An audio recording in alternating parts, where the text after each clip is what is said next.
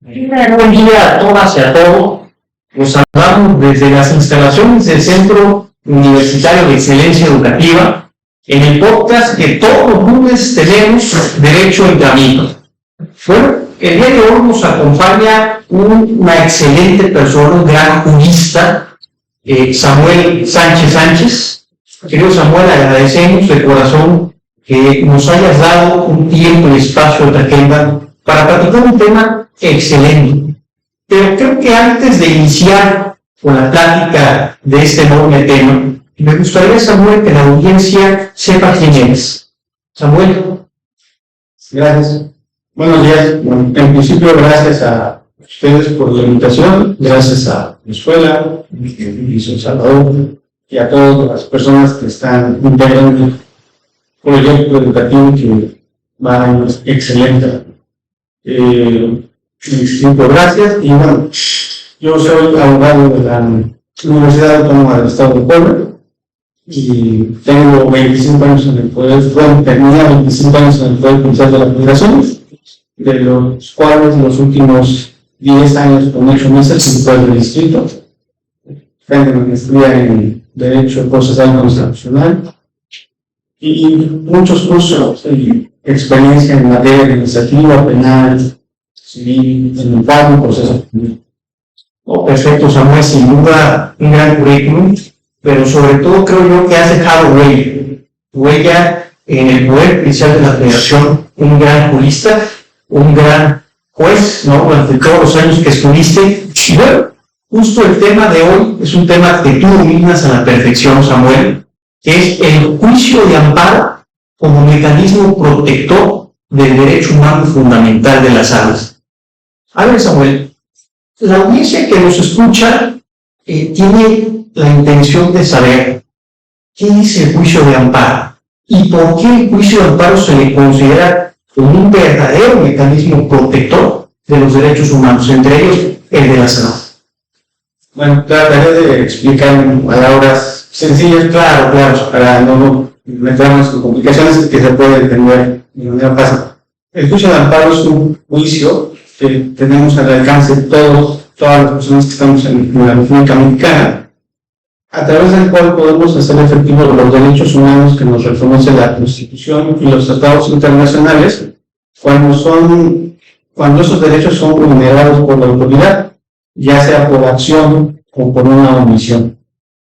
El juicio de amparo es el medio más eficaz por la celeridad que tiene en cuanto a su tramitación y por una figura en particular que es la suspensión del juicio de amparo. A través de la suspensión se pueden paralizar los actos. Cuando son actos que lleva a cabo la autoridad, se pueden paralizar esos actos, y cuando son actos omisivos, cuando la autoridad no quiere hacer algo, entonces a través de la suspensión se obliga a la autoridad a hacer eso que tiene el deber de llevar a cabo. Claro, sí, sin duda, Samuel, creo que es un mecanismo excelente. Y fíjate que una de las preguntas que la sociedad en general ha dicho sobre el juicio de amparo es: ¿el juicio de amparo puede salvarte la vida cuando a una persona no se le suministra medicamentos o incluso se le niega la atención médica? ¿Crees tú que el amparo es ese mecanismo ideal para protegerte, para salvarte la vida? La respuesta es evidente sí. En los casos, va a depender del padecimiento de la persona, obviamente, y va a depender del estado de salud de cada persona.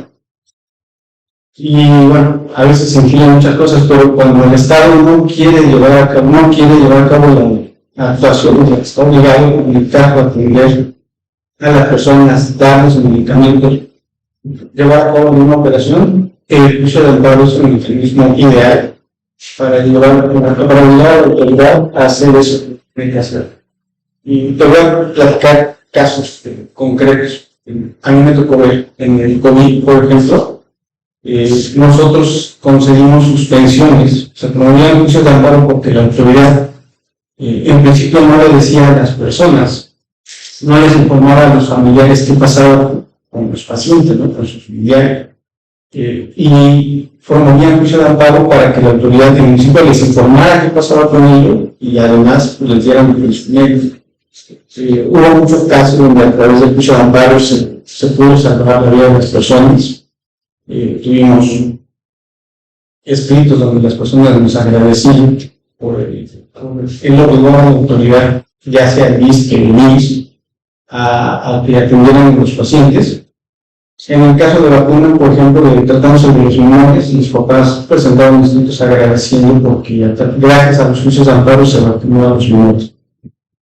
Y bueno, a través de los diversos juicios que hemos tenido, hemos logrado, por ejemplo, operar a las personas. De repente hay una persona que tiene una operación de columna, una operación de una pierna fluyente, hay una operación de un trasplante que tenía pendiente, ya lo habían, aquí en un caso en el Estado de México, donde ya lo habían referido incluso a un instituto, y no se hacía nada. Entonces el señor dice, oye, si pasa el tiempo, mi vida peligra. Entonces ahí se pone el juicio de amparo, se hicieron los trámites y se trasladó a la persona al instituto de salud. Lamentablemente también hay casos donde las personas llegan a fallecer.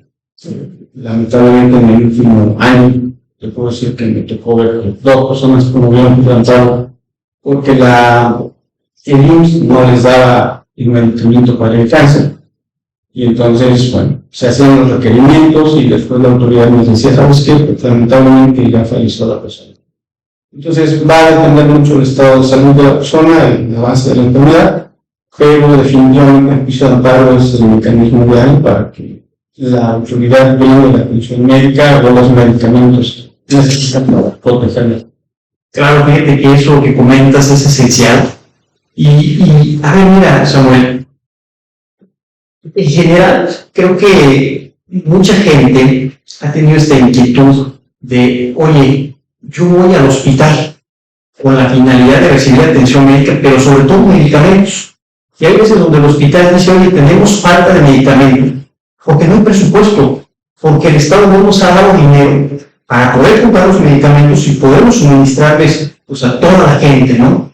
Entonces hay ocasiones donde las personas dicen, pues como no hay presupuesto, pues híjole, ya no hay manera de acceder a la salud, ¿no? Entonces, mi pregunta va, Samuel, en el sentido de, ¿crees tú que es una omisión justificable por parte del Estado el hecho de que diga no hay presupuesto, no nos alcanza para comprar medicamentos y en consecuencia no va a haber atención médica, seguimiento en la salud y demás? ¿Crees que sea una omisión justificable? No, aquí el Estado está obligado a garantizar la mayor calidad en los servicios para que se garantice la salud de las personas. Entonces, la falta de presupuesto no es una justificación válida para que la autoridad no brinde las medicinas o incluso los estudios.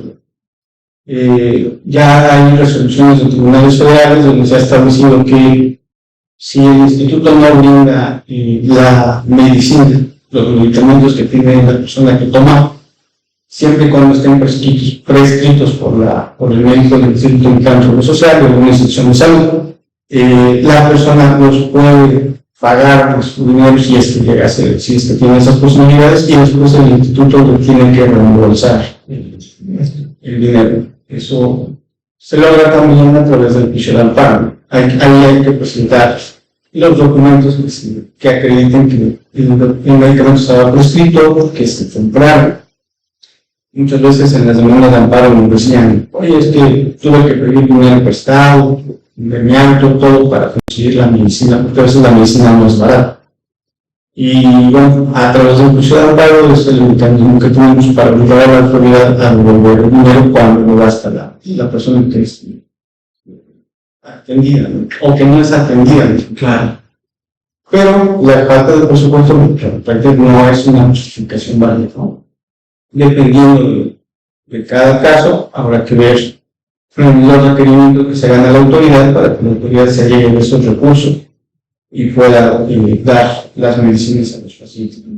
El Estado tiene políticas públicas para la distribución de medicamentos pero a veces hay medicamentos que no están en el cuadro básico, o que por lo costoso de repente, por alguna razón, que a veces pudiera ser que las mismas empresas farmacéuticas no lo tengan disponible.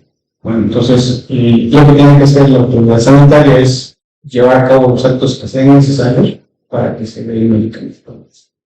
Puede ser que se cumpla rápido esa sentencia o esa suspensión, y puede ser un poco tardado. Va a depender de cada caso en particular, pero la falta de presupuesto no es un caso. Sí, no, claro, coincido totalmente, y creo que es el tema que dices tú, en el sentido de, si no tiene el medicamento del Estado, pues lo va a tener que comprar el quejoso, la persona, y al final, entonces ya va a ser obligación del Estado reembolsar. Creo que ese es un punto esencial, Samuel, para todas las personas que nos escuchan en la audiencia, ¿no?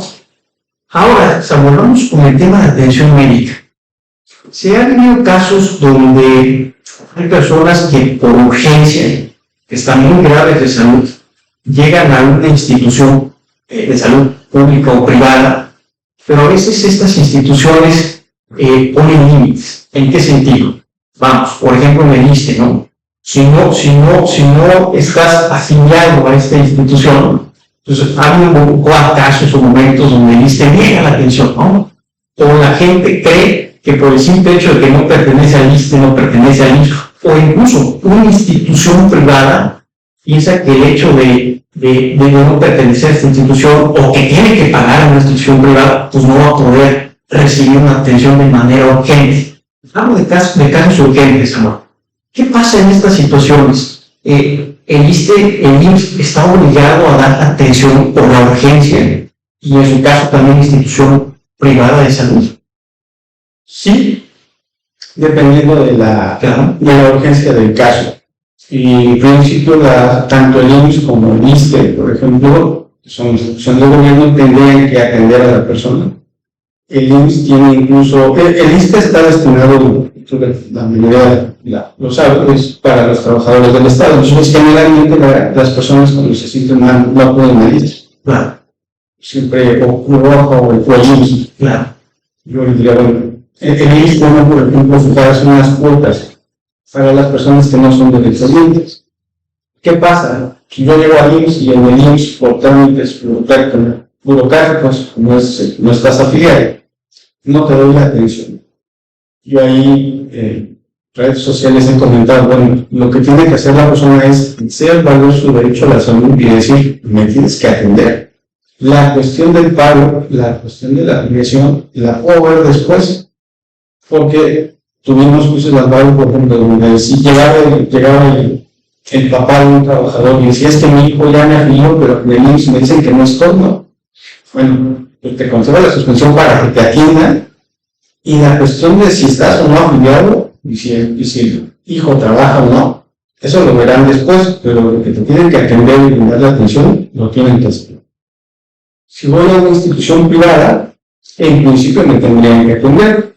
De repente es conocido las noticias, que las personas no las entienden, que llegan a fallecer a veces afuera de las clínicas, o que llegan a tener también condiciones que no son las adecuadas, ¿no? Les dicen, no, todavía no estás como para un barco, regresa a tu casa y ven 12 horas o 24 horas. Y las personas no son atendidas. Entonces ahí lo que uno tiene que hacer, yo les diría, es verse en un plan estricto, fuerte, y ver su derecho. Si no lo hacen en ese momento el IMSS, entonces promover un oficio de amparo para que el juez sea el que ordene al hospital que le brinde la atención médica. Y aquí hay una facilidad, por ejemplo, tratándose de casos urgentes.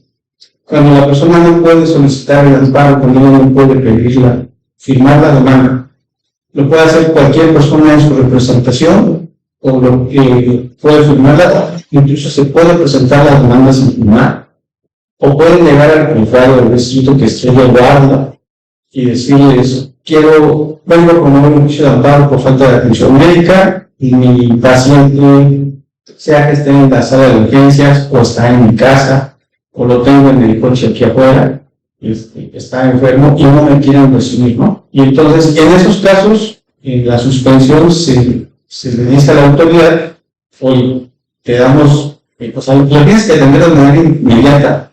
Te damos 24 horas para que me informes que lo aprendiste, ¿no? Y cuál es el procedimiento que hiciste. Entonces, en esos casos, si pasa eso, se obliga a la autoridad a dar esa atención médica. Tuvimos uno de los muchos apoyos. El señor decía, no tengo luz, no tengo ISSSTE, y me obligan a ir con primer oxígeno. Entonces, en ese caso, la ley del Estado de México por ahí establece que en los casos en que las personas no tengan ningún servicio de salud, el servicio de salud del Estado le tiene que brindar la atención, ¿no? Y atendiendo las características de la persona incluso de manera gratuita. En ese caso, al señor se consideró la suspensión para que le dieran tanques de oxígeno, que era lo que él necesitaba. Y le dieron tanques de oxígeno, no le exigieron garantía, no le pidieron nada. Y se obligó a la autoridad a que le dieran ese oxígeno. Tuvimos el caso de una persona migrante que nos decía, he ido a tal clínica de IMSS no está, y no me quieren atender porque no tengo ningún, soy migrante y no tengo papel, y tengo dolor, dependiendo de los padecimientos que tenga la persona. Y en ese caso, bueno, en su momento conseguimos la suspensión para que es importante la situación de la persona, la clínica a la que ella acudiera le diera la atención médica, si era urgente, y en su caso la canalizara a alguna institución de salud donde el servicio fuera gratuito. Claro, totalmente muy interesante lo que comentas, Samuel. Grandísimo este mecanismo protector de derechos humanos y fundamentales. Sí, de una institución privada de derecho a la democracia, claro.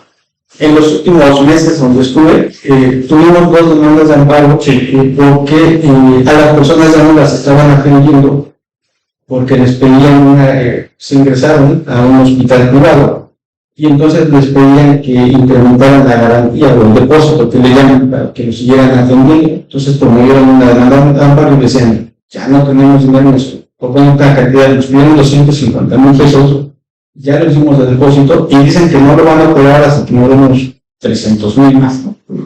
Entonces ahí conseguimos la suspensión para que no se le exigiera la garantía a la persona y lo operaran si era necesario. Claro. En otro caso nos dijo, oye, yo ya no puedo seguir pagando el hospital público y el hospital privado, y ya gestioné que me ingresen a un hospital público. Entonces te pido que le digas al hospital que me deje salir para que me lleven al hospital público. Igual conseguimos la suspensión, y en la suspensión lo que tienes que valorar es el estado de salud. Entonces lo que me quieren es, si el estado de salud del quejoso, persona que está enferma, lo permite, trasladarlo al hospital que te está diciendo que ya tiene los papeles para que sea ingresado. Y la cuestión del dinero la ven después. Entonces ha sido tanto en instituciones públicas o privadas. Entonces la suspensión o el juicio de amparo tiene esa eficacia, ¿no? Claro, totalmente. Y retomando ese tema de atención médica, Samuel. Entonces, imaginemos que una persona, un familiar de una persona necesita una atención urgente, ¿no? Acude al hospital, el hospital dice, no te podemos recibir por cualquier situación. El familiar decide promover un juicio de amparo. ¿Cuánto tiempo pasa para que le concedan la suspensión y pueda ser atendido? ¿Cuál es el tiempo? El tiempo varía un poco, sí, dependiendo de a qué hora se promueve el juicio. Sí, claro. Si la demanda se presenta, por ejemplo, en un horario en que el juzgado está trabajando normal, en funciones, debería ser media hora o una hora, ¿no? Y lo que se trabaja, claro, se revisa la demanda, se hace el acuerdo y se elaboran los oficios. Y bueno, después ahí, ahora con los avances tecnológicos que tenemos, lo que nosotros hemos hecho, por ejemplo, es decirle, nos llegaba una demanda de atención médica, y le hablábamos al actuario, que es la persona que entrega los oficios, y decíamos, oye, va a haber unos oficios para tal hospital, vete para allá. Se hacía el acuerdo, se los mandábamos por WhatsApp, y él buscaba una papelería ahí, por un escritorio público cerca del hospital, de tal forma que ya nada más ahí los imprimía y los entregaba. Claro. Entonces, es un trámite rápido, debería ser 1 hora, o mucho 2, por ejemplo, si está de guardia. Si llega en un horario donde ya no es un horario laborable, las personas salen a descansar, Claro. o en un fin de semana, bueno, en lo que se traslada el secretario de juzgado, se revisa la demanda y todo eso, no debería exceder de 2 horas, y 2 horas Ya es mucho. ya es mucho. Claro, sensacional este mecanismo protector del juicio de amparo. Y a ver, hablando sobre este tema, creo yo que ha habido muchísimas dudas también para la gente que no conoce de derecho, en el sentido de que piensa que para que promueva el juicio de amparo necesita contratar a un abogado que le va a cobrar y no le va a cobrar nada barato, ¿no? Y segundo, también se ha ornado el juicio de amparo en el sentido de que solamente tienen acceso los que pagan, ¿no? Los que pagan, los que contratan servicios jurídicos de un abogado, ¿sí? Y son los que obviamente, pues, pueden presentar este amparo, pero para las personas que no tienen el recurso económico, pues a veces no promueven el juicio de amparo por esta ideología que tienen. ¿Qué razón tienen sobre ello, Samuel? Es falta de desinformación. Claro. Yo creo que nos falta esa parte al Poder Judicial nos faltaba, se empezó a hacer con la reforma, con motivo de las campañas y todo eso, pero yo creo que nos faltaba un poco más informar a las personas de los derechos que tienen.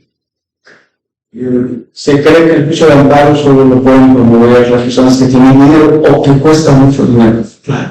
En el caso de la salud, comentaba yo hace rato, puede acudir el familiar de la persona que está enferma al juzgado.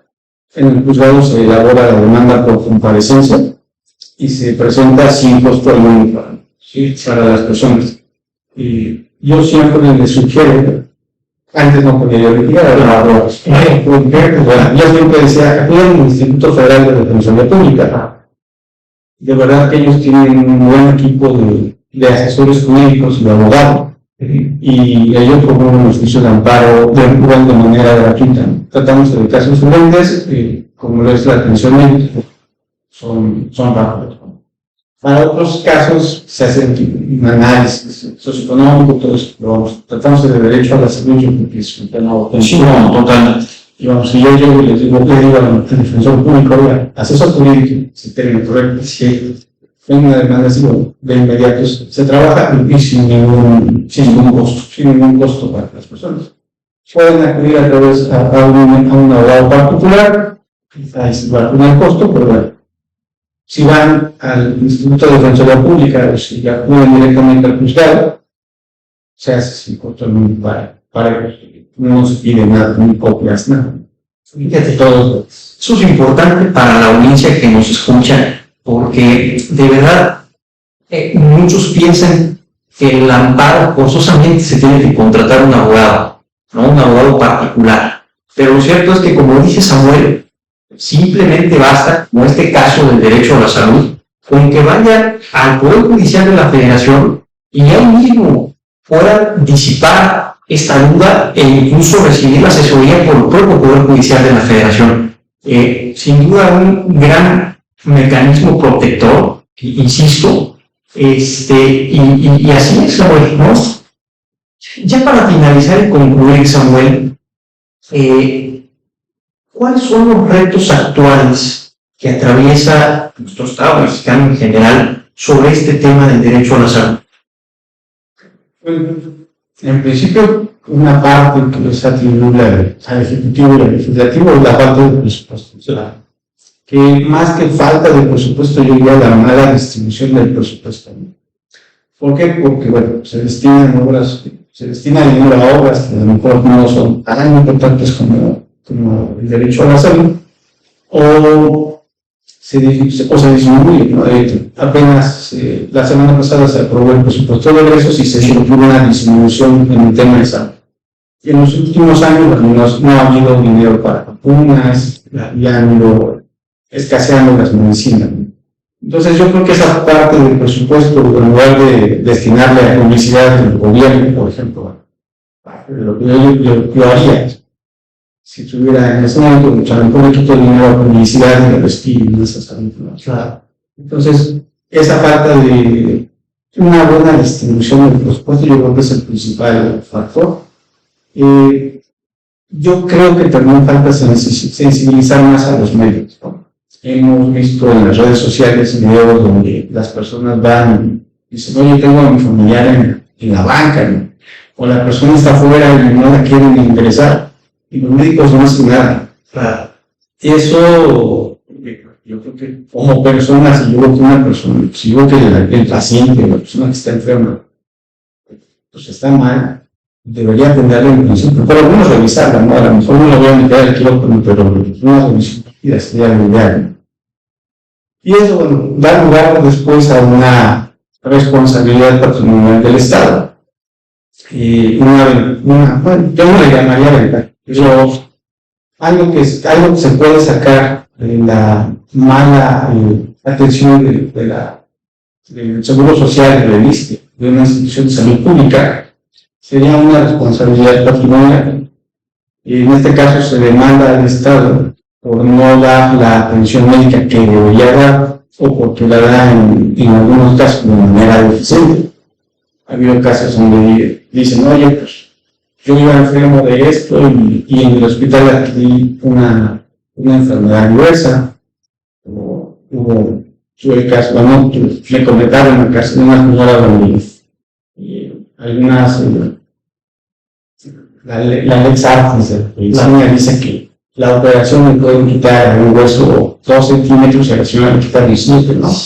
Entonces, es un tipo de irregularidad. Y, por ejemplo, las señoras que sufren violencia obstétrica, llego allí y me dicen, regresen 1 hora, regresan 12 horas, ¿sí? Y doy afuera, doy a luz afuera del bebé y a lo mejor fallece, o a veces de repente puede fallecer la mamá. Van las personas y, bueno, todos esos casos pueden valorar una responsabilidad patrimonial y ya será cuestión de demandar al Estado, pero lo primero, en principio, es parte del Ejecutivo y Legislativo redistribuir bien el presupuesto. En el caso de los médicos, teniendo a las personas ahí sensibilizarlos, a lo mejor tienen manuales de actuación, pero vamos, tienen que ver a la persona que está casi moviéndose ahí para que la puedan emitir. Y bueno, ya después será cuestión, en el caso del Poder Judicial, bueno, seguir luchando para que el Poder Ejecutivo pueda, a través del Ejecutivo, se pueda llevar a cabo la prestación del servicio a la salud. ¿Por qué comento esto? ¿No? Porque bueno, apenas salió en redes sociales que hubo una juez que recibió 2 demandas de atención médica en un viernes y dijo, no, y no son urgentes y las atiende el médico. Claro. Entonces, ahí a veces puede ser del criterio, yo revisaba las demandas y si no decía que era muy grave, a veces decían, es que me fracturó el brazo hace 2-3 meses y no me han dado cita. Así diciendo, bueno, esto no es urgente, claro.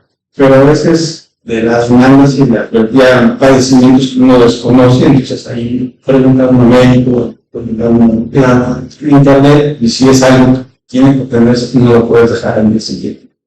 Entonces, esa parte de actuación del Poder Judicial debe seguir procurándose que se haga de manera eficiente. Claro, Samuel.